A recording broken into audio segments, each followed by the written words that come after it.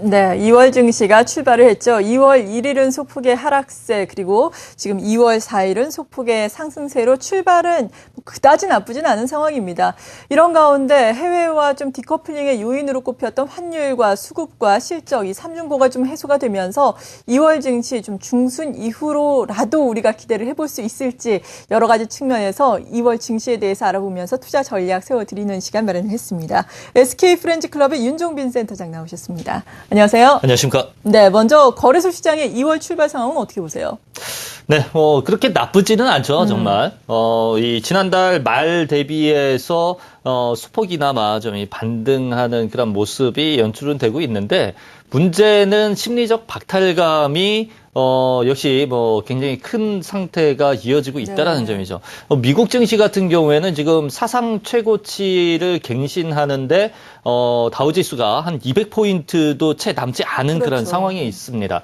그런데 우리나라 증시의 경우에는 이런 사상 최고치를 운운하기가 참 무한할 정도의 그런 상황이 계속 이어지고 있고 1월서부터 진행되고 있는 외국인의 매도 공세가 2월 달에도 계속 좀 이어지고 있다라는 그런 어떤 이제 상황인데 이 부분을 돌파하기 위해서는 확실하게 어떤 이제 1분기 이제 4분기 실적과 관련해서는 실적 발표 시즌이 거의 막바지 단계에 다다랐다라고 이렇게 보시면 될 것 같습니다. 굵직한 기업들은 거의 대부분 이제 실적을 발표를 해놓은 그런 상황이고 종목들의 4분기 실적과 관련해서도 주가에는 충분히 좀 녹아들어 있는 그런 상황이기 때문에 이제 1분기 실적과 관련해서 생각을 해볼 수밖에 없는 상황인데 문제는 이 1분기 실적과 관련된 어떤 어닝 컨센서스조차도 계속 좀 내려가고 있는 그런 상황이다라는 측면입니다. 즉 지난 4분기 실적이 악화된 그런 부분이 1분기에도 계속 이어지고 있다라는 점이죠. 이 부분은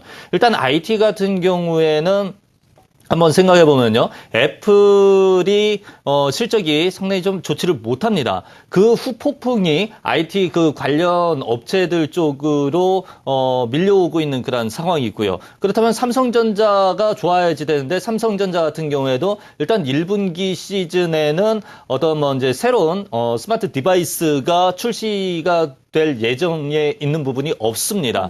결국에는 IT 쪽에서도 모멘텀상 공백 구간에 접어들고 있는 상황이고요. 환율 엔화의 어떤 이제 약세 기조가 워낙 기조적으로 뚜렷하게 진행이 되고 있는 그런 상황이 있기 때문에 원달러 환율에 반등이 나온다 하더라도 자동차 영역에서의 어떤 이제 어닝 추정치에 대한 일종의 하향 작업이 계속 지금 진행이 되고 있는 그런 상황이 있다라는 점이죠. 이러다 보니까 실적에 대한 자신감도 둔화되어 있는 그런 상황이고요. 외국인들의 어떤 매도 이탈 러시도 계속해서 진행형에 놓여져 있는 그 상황이기 때문에 일단 아직은 심리적 위축 상태에 놓여져 있다라고 이렇게 보시면 되겠고요. 이러한 일종의 해외 증시와의 디커플링 현상이 과연 언제쯤 끝날 것인가 이 부분에서 이제 벗어날 수 있겠는가 하는 부분은 그야말로 국내 증시에서 자체적인 어떤 좀 힘을 발휘할 수 있을 만한 어떤 이제 건덕지가 나와야 된다라는 측면이거든요. 실적이면 실적, 수급이면 수급, 아니면 해외 대회 이제 모멘텀이면 모멘텀 이 부분을 찾아야지 되는데 이런 좀 부분을 찾는 그런 작업을 2월 초순 중반경까지는 계속 좀 진행을 시켜 나갈 가능성이 크다라고 이렇게 보시면 되겠습니다. 때문에 2월장에서는 우리가 크게 기대를 걸지는 마시자 그렇게 말씀을 드리고 싶고요. 대신에 지수가 빠질 수 있는 부분도 상당히 제한적입니다. 이 일각에서 이제 지금 2월장에 대해서 걱정하시는 부분이 뭐냐면은 미국장이나 유럽 증시나 일본 증시나 상당히 강한 랠리가 나왔습니다. 중국 증시까지도 마찬가지죠. 그런데 이게 이제 피로감이 노출되어 있는 그 상황 속에서 이들 랠리가 진행된 그 나라들의 증시가 조정이 나올 가능성이 상당히 높다라는 얘기죠. 2월 달에는. 그럼 이들이 조정이 나올 때 우리나라 시장은 같이 또 빠지지 않겠느냐는 그런 우려감을 가지고 있는 것이 사실입니다. 2월장에서. 그런데 실질적으로 놓고 보면은 이 국내 증시에서의 펀더멘탈 측면에서의 지수대를 놓고 본다라면은 1920포인트권은 상당히 저평가되어 있는 그런 구간이다라는 그 측면입니다. 때문에 해외 증시가 조정 나온다고 해서 국내 증시가 같이 조정 나오지는 않을 것이다. 그렇게 보셔야지 되겠고요. 그럼 2월 달은 1920에서 한 1980, 그 사이에서의 등락 구간 그렇게 좀 설정을 하시면 좋겠습니다. 네, 박스권에서 움직일 것이다라고 말씀해 주셨습니다. 정말 말씀해 주신 것처럼 해외 증시는 고점에서 기술적으로나마 조정을 받을 수 있을 때거든요. 이때는 제발 동조화가 나타나지 않기를 좀 바라보겠습니다.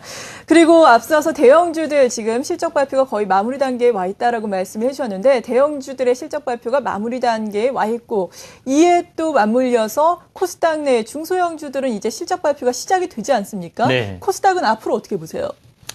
코스닥도 굉장히 어렵습니다. 일단 거래소 시장에서 좀 어느 정도 힘이 생겨야지 코스닥에 관련돼 있는 협력업체들이죠. 중소형주들도 같이 힘이 생길 수가 있는데 지금 대형주 완성업체들이 힘을 쓰지를 못하는 상황이 계속 이어지다 보니까 코스닥 종목들의 경우도 이제 기진맥진한 그런 상황이 지금 놓여져 있다라는 그 얘기가 되는 거죠. 이거를 이제 전체적으로 IT 관련 부품 업체들의 실적이 4분기 실적의 경우는 꽤 좋을 것이다라고 이렇게 분명히 좀 생각을 해볼 수가 있습니다. 문제는 4분기 이후에 1분기 그리고 2분기 실적이 이제 문제시 될 수가 있다는 측면이죠. 앞에서 언급됐다시피 애플 그리고 삼성전자 이 모멘텀이 공백 구간에 놓여져 있기 때문에 1분기 실적이 안 좋을 것이다라는 측면 이 부분 때문에 IT 부품주들 주가가 지금 힘이 빠지고 있는 그런 상황이고요. 비IT주들 측면에서 놓고 보더라도 뭐 예전에 이제 바카라라고 해서 뭐 바이오, 카지노 그리고 뭐 엔터테인먼트 이런 종목군들이 상당히 강했었던 시점이 분명히 있었는데 지금은 이들 종목군들의 흐름도 상당히 좀 약화되어 있습니다. 이 부분은 좀 주가에 거품이 많이 껴 있었던 부분이 있었기 때문에 그 거품이 빠지고 있는 그런 일종의 단계이다라고 보실 수가 있기 때문에 일단 코스닥의 경우도 거래소와 마찬가지로 2월 달에 크게 좀 기대걸 만한 상황은 아니고요. 단지 지수 500포인트를 중심으로 해서 소폭의 등락 구간이 좀 형성되지 않겠는가 싶습니다. 분명한 거는 코스닥도 수급이 살아나야지 지수가 힘을 받을 수가 있습니다. 코스닥 수급이 살아나기 위해서는 일단 거래소 시장 쪽에서의 수급이 먼저 살아나야지 코스닥도 살아날 수 있다라고 이렇게 생각 가지시면서 일단 거래소가 어느 시점에서 힘을 받는지 하는 부분을 우선적으로 좀 지켜보실 필요가 있겠습니다. 네, 역시나 거래소가 살아나는 것이 먼저 선제가 되어야 한다라고 말씀해 주셨습니다. 그리고 또 중요한 것이 환율입니다. 지금 달러화에 대한 원화 환율이 전일 대비해서 10원 넘게 하락을 하고 있습니다. 이 시각 현재 1,087원까지 내려와 있는 상황인데요. 이렇게 달러화에 대한 원화 환율 같은 경우에는 뭐 얼마나 오르느냐 내리느냐 아주 중요하지만 그 속도가 상당히 중요하지 않습니까? 네, 맞습니다. 최근에 급변동이 좀 나타나고 있는 상황인데요. 어떻게 보십니까? 일단 환율 반등 나오는 거는 반갑습니다. 네. 분명히. 예, 환율의 급락세가 계속 진행이 되면서 수출업체들의 채산성에 타격이 계속 좀 나타나는 그런 상황이었었는데 이 부분은 이제 벗어날 수가 있는 그 측면은 반갑기는 한데 문제는 환율의 급등락이 주식시장에 얼마나 긍정적인 영향을 미칠 것인가 하는 부분을 놓고 따져보면요. 분명히 환율 급등락은 주식시장에는 약보다는 독으로 작용되는 경우가 훨씬 많다라는 그 네. 측면입니다. 환율이 안정세를 찾아줘야지 관련돼 있는 그런 기업들의 어떤 실적 추정이라든지 아니면은 이제 경쟁력이라든지 이런 부분들에 대한 일종의 좀 추정이 가능할 수가 있는데 이 환율이 급변을 하다 보면은 이게 들쑥날쑥할 수밖에 없다는 그렇죠. 점입니다. 이러한 어떤 이제 가변적인 요인이 이제 많이 가미될 수밖에 없기 때문에 실제 주식시장 참여자들의 경우에는 이런 변동성이 급격하게 발생되는 부분을 가장 싫어한다는 측면이죠. 때문에 일단 주식시장이 지금 힘을 받기 위해서는 환율의 뭐 어떤 급반등 이런 부분보다는 환율이 빨리 안정세를 찾아줘야만 주식시장이 좀 힘을 받을 수가 있을 것이다라고 그렇게 좀 생각을 가져주실 필요가 있겠고요. 여기에다가 또 다른 한 가지 지금 환율의 반등이 나오고 있는 그 상황 속에서도 국내 주식시장은 힘을 받지를 못하고 있습니다. 네. 그 가장 큰 원인은 바로 일본 엔달러 환율 상에서의 엔화 약세 기조가 워낙 강하게 진행이 되고 있기 때문에 네.